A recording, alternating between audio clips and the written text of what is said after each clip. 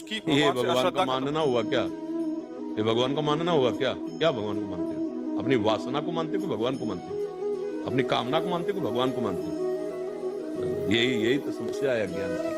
यही अज्ञान की समस्या है। खेती में बोया बमूल है, हे भगवान कल में आम आ जाए, लंगड़ा आम आ जाए, नहीं आया कांटे आए, भगवान नहीं है, भगवान को नहीं मानते। तुम देखा नहीं बोया क्या है? कोई भी हो, आज तुम पैदा हुए हो, अनंत जन्मों का हिसाब तुम्हारा रखा हुआ है, तो तुम्हारे अवश्य में भोक्तव्यम कृतम कर्म शुभाशुभम। क्या तुम भगवत समर्पित हो गए? क्या तुम्हारा अखंड चिंतन चल रहा है? क्या तुम भगवान में तन्मय हो? फिर बात करके देखो, आरती पूजा कर दी, 4 अगरबत्ती लगा दी, शुभ कर्म बन गया, उससे वो भयानक कर्म थोड़ी मिटने वाले हैं।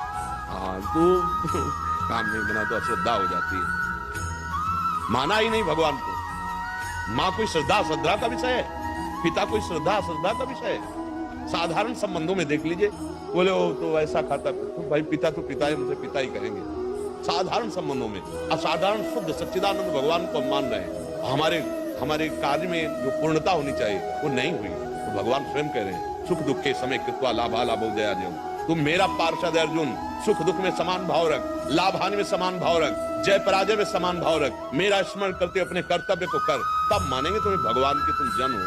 कामना पूर्ति के लिए मंदिर चले गए, कामना पूर्ति के लिए 2-4 अगरबत्ती लगा दी, कामना पूर्ति के लिए थोड़ा सा भेंट समर्पित कर दिया महालक्ष्मी पति को, उससे काम बनने वाला है क्या? और अगर आप भगवान को अपना मान करके चुल्लू भर जल दे दे तो बिक जाएंगे वो। पत्रम पुष्पम फलम सोयम ये में भक्ता प्रकृति।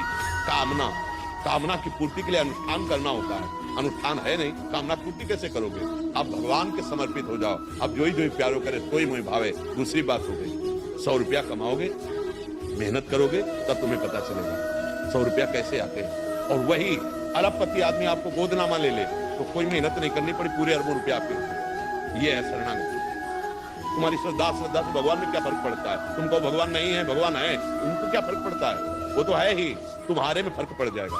वो है, रो, उनको पुकारो, उनका आश्रय ले लो, वो बचा लेंगे। ऐसे प्रवाह में बहते चले जा रहे हो। कामनाओं की पूर्ति होना क्या भगवान को मानना है? यही महाराज जी आजकल बहुतों का प्रश्न है। अज्ञान की धरा करते मनमानी आचरण, समझ में आ रहा है? पापाचरण, और चाहते हैं परम पदवी, चाहते हैं सुख और करते हैं पापाचरण। देख अपने हृदय को शांत करके, यहाँ बैठे या बाहर कहीं सुन रहे हो, जब जिसके कान में पड़े अपने हृदय में थर्मामीटर सत्य का लगा करके देख तेरे कैसे आचरण है। अगर उनका खुला हो जाए हिसाब किताब तो तुम भी मानोगे कि हाँ पक्का यही होना चाहिए। अगर दूसरा कोई जरा सा गलती करता है, हमारे अंदर क्षमा नहीं आती, तो हमने हजारों गलतियां अपनी दबा दी। हजारों गलतियां ऐसी पड़ी हैं जिनका दंड मिलेगा, वो कर्म किसी को बख्शने वाला नहीं। और जब वो दंड देने को उतरता है बोले कहाँ है भगवान? उस समय नहीं देखा था कि भगवान देख रहा है। जब पापाचरण कर रहे थे, जब अशुद्ध आचरण कर रहे थे, ये जन्म जन्मांतरों की बात कह रहा हूं। अब होश में हो जा। हिसाब किताब जो आ चुका है, इस जीवन में जो दुख सुख आने वाला है उसे सहजा, नाम जप कर, अच्छे आचरण कर, पाप आचरणों का त्याग कर दे, तो अंतिम तक तुम्हें वो पदवी प्राप्त हो जाएगी जहां न दुख है न सुख है, एक महान परमानंद है। आनंद ही आनंद है, ना जन्मना है न मरना है, ना किसी तरह का कोई चिंता है, न शोक है, न भय। उसके लिए भजन करना, इसके लिए थोड़ी भजन करना। इसको तो नष्ट ही होना, आज नहीं तो कल नष्ट हो जाएगा, बचा पाओगे क्या? तो बस जो भजन कर रहे हैं, जो सत्य मार्ग में चल रहे हैं, वो सहन करते हुए सच्चिदानंद की प्राप्ति के लिए कर रहे हैं। कहां भगवान से अपनापन? अपनापन तो शरीर से है, अपनापन भोगों से है। भोग मिले, शरीर स्वस्थ है, हमारी कामना पूर्ति हुई, तो बहुत जय हनुमान जी की, जय राम जी की, जय कृष्ण जी की, जय किशोरी जी की। अगर कामना पूर्ति नहीं हुई, कर्म के परिणाम से दुख आया है, तो कहां भगवान गया? ये आचरण हो रहे तो दुर्गति होगी। निकलते आस्था है, आस्तिकता है तो बचा लेगी। अगर नास्तिकता है तो वो तुमको और भ्रष्ट करती चली जाएगी और परिणाम तो भोगना ही पड़ेगा। ये मृत्यु लोक कर्म भूमि है, पूरी संपूर्ण कर्म भूमि। जैसे खेत में जो बोओगे वही काटना पड़ेगा, ऐसा नहीं कि बो आप जो है नीम और आपको उसमें अंगूर मिल जाए, ऐसा नहीं है। गेहूं बोओगे तो सरसों को नहीं मिलेगी, सरसों बोओगे तो गेहूं नहीं मिलेगा।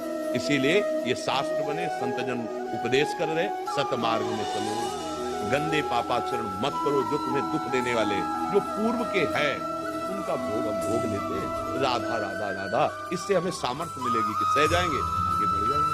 सदैव न दुख रहता है न सुख रहता है, सदैव न विपत्ति रहती है न संपत्ति रहती है। इस सृष्टि का क्रम है, कभी विपत्ति, कभी संपत्ति, कभी सुख, कभी दुख, तो इसको हम झेलते हुए निकल जाते हैं।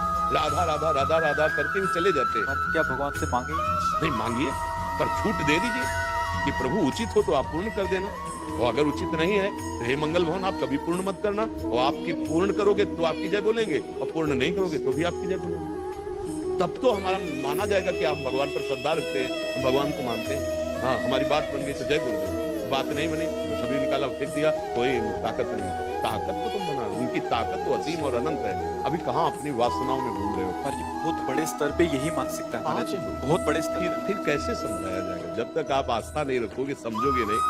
अरे स्वयं भगवान का राज तिलक हो रहा है सुबह और रात्रि में 14 वर्ष का वनवास हो जाता है। ऐसा हो कि भगवान होते हुए जय जय जय जय केवल होती रही है, ऐसा नहीं है। आप पूरे चरित्र पढ़ करके देखो, नंगे पैर 14 वर्ष वन को, और सुबह राज तिलक होना था चक्रवर्ती सम्राट पद में। सारी विपत्ति, पूरी अयोध्या में विपत्ति। महाराज दशरथ फूले नहीं समा रहे थे कैकेयी के भवन में जब जा रहे थे कि प्रिय रानी है, सूचना देंगे कि प्राण प्यारे राम का राज्याभिषेक हो रहा है। क्या हुआ? प्राण निकल गए भगवान के वियोग में। क्या है ये लीला? आप पढ़ करके देखो। भगवान श्री कृष्णचंद्र जी पधार रहे हैं, कहा उन माता पिता के पास जो कंस कारागार में बहुत ही दुर्दांत दैत्य स्वभाव वाले पहरेदार जहां हैं। क्या लीला, क्या लीला? इसका नाम मृत्यु लोक है। यहाँ दुख और सुख दोनों भगवान अवतरित होकर के दिखा रहे हैं। तो तुम तो जीव हो, तुम्हें तो भोगना ही पड़ेगा। वो तो कर्म फल थोड़ी भोग रहे हैं, वो तो लीला करके दिखा रहे हैं। तो हमको तो भोगना ही है। हाँ, नाम जप से, शास्त्र ज्ञान से हम उस कर्म को आराम से भोगेंगे। जिसे भयानक कष्ट वाला किसी कर्म का फल है, राधा राधा राधा सहते हुए हम अश्रद्धा थोड़ी। हर कष्ट दो लेकिन आपकी जय बोलेंगे क्योंकि आपने प्यार किया। यहाँ कहाँ प्यार भगवान से? कहाँ प्यार? यहाँ कोई किसी से प्यार कर रहा है? प्यार का मतलब होता है अपने प्यारे को सजाना, प्यारे के सुख को देखना, अपने भारी से भारी दुख को प्यारे के सामने न रखना। क्योंकि हमें पता है, हे दिलवर, जब दिल ही आपको दे दिया तो आप क्या दिल की बातें कहें? आप देखो। पर एक बात सबसे प्रार्थना है, आस्तिकता मत कराइएगा। अगर आस्तिकता हटा दी तो पूरा बिल्डिंग गिर जाएगी, ढह जाएगी, जन्म जन्मांतर भटकना पड़ेगा। भगवान बड़े कृपालु हैं, वो गाली देने वाले को परम पद देने वाले हैं। देखो शिशुपाल गाली दे रहा है, स्तन में दूध लगा के पूतना जा रहे, तो जो मैया यशोदा की गति वो प्रभु दे रहे हैं। वो प्रभु आपका मंगल क्यों करेंगे? वो आपकी कामना क्यों नहीं पूरी करेंगे? जरूर कोई विधान है उनका, मंगल विधान है, जरूर मंगल विधान। विश्वास मान लीजिए, उनका मंगल विधान मंगल भवन है, वो मंगल कर ही नहीं सकते। जैसे सूर्य को कहा जाए कि सूर्य की ताकत हो तो अंधेरा करके दिखाए, तो सूर्य में ताकत नहीं, क्योंकि जहां सूर्य रहेगा अंधेरा रहेगा ही नहीं। ऐसे भगवान का नाम मंगल भवन, जहां भगवान का नाम है, भगवान का आश्रय, अमंगल हो ही नहीं सकता। आप मृत्यु को भी अमंगल समझते हैं। हम कई बार एक प्रसंग सुनाते हैं। एक प्रताप राय जी नाम के बड़े महाभागवत थे। उनकी जो बहन थी, उनके पति जो है वो बहुत बीमार हो गए, मरणासन में पहुंच गए। उनको पता था मेरा भाई बहुत भजनानंदी है, अगर ये भगवान से प्रार्थना कर दी तो निश्चित हमारे पति ठीक हो जाएंगे। मालती जी नाम का वो आई और कहा, भैया आज तक हमने आपसे कुछ नहीं मांगा। प्रताप राय जी रात दिन वो गृहस्थी में रहते हुए भजन परायण, कभी भगवान से कोई याचना नहीं करते थे, निष्काम रहते। उन्होंने कहा, भैया हमारा सुहाग उजड़ रहा है, यदि आप भगवान से प्रार्थना कर देंगे तो बच जाएंगे। उनका वैसे आज तक हमने भगवान से कोई याचना नहीं की, क्योंकि जैसे भगवान रख रहे हैं बहुत आनंदित है। हमें भगवान से मांग करने की आदत नहीं है। पर आप कह रहे हैं तो मैं एक बार भगवान से प्रार्थना करूं। चलो, वो गए। मूर्छावस्था में उनके पति थे, बहुत बस ये लग रहा था अब प्राण छूटे, अब प्राण छूटे। ऐसा सर लिया, गोद में रखा, नाम जप करते हुए ऐसे हाथ मस्तक पे कर, पैरों के पास उनकी बहन मतलब उनकी पत्नी बैठी। अचानक दोनों को तंद्रा आती है। तंद्रा को मतलब न नींद है न जागृत है, और देख रहे हैं कि भगवान के पार्षद आए और कह रहे हैं अब तो लौटना पड़ेगा। जो उनके पति की जीवात्मा थी उससे कह रहे अब तुम भगवान के धाम नहीं जा पाओगे, क्योंकि इतना महान भक्त भगवान से प्रार्थना करने जा रहा है कि तुम स्वस्थ हो जाओ, तो अब हम नहीं ले जा पाएंगे। वो कह रहे नहीं नहीं, ऐसा नहीं, प्रताप राय जी ऐसा नहीं कर सकते, वो भगवान के भक्त है, अनंत जन्मों से भटकता रहा, आज मुझे भगवत प्राप्ति का संयोग बन रहा है, मैं अपने स्वामी के धाम में जा रहा हूँ, वो मुझे नहीं रोकेंगे क्योंकि वो जानते हैं सत्य वस्तु क्या है। नहीं नहीं, आप मत जाओ, प्रताप राय जी ऐसा नहीं कर सकते। अचानक दोनों के नेत्र खुलते। प्रताप राय जी ने कहा कि अभी अभी हमने, तो उनका अभी अभी हमने भी देखा। उनका भैया आप रह गए, मैं समझ नहीं पा रही थी।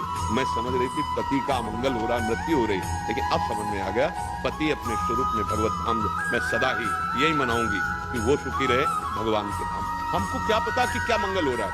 हम अज्ञानी जीव अपनी सोच को मंगल मानते हैं। छोटा बच्चा जैसे चाकू से खेलना चाहे और माँ चाकू छिना के उसे रोके तो उसको बुरा लगता है। छोटा बच्चा कीचड़ में खेल रहा है, माँ उसे ला करके बाथरूम में स्नान करा के संदारित करना चाहे, उसे बुरा लगता है, माँ बहुत बुरी है, हमें खेलने नहीं दिया। हम ऐसे बालक हैं अज्ञानी, हम विषयों में खेल रहे, हम मांग क्या करें नाथवान पदार्थों की।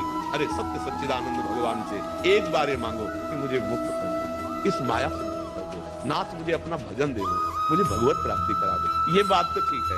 अब लौकिक वस्तुएं मिल भी जाएंगी तो क्या तुम्हारी मांग खत्म हो जाएगी? सोचो, क्या मांग खत्म हो जाएगी? पर अज्ञान की ऐसी धरा है कि हम भगवान पर ही अश्रद्धा करने लगते हैं। अश्रद्धा का मार्ग नहीं है।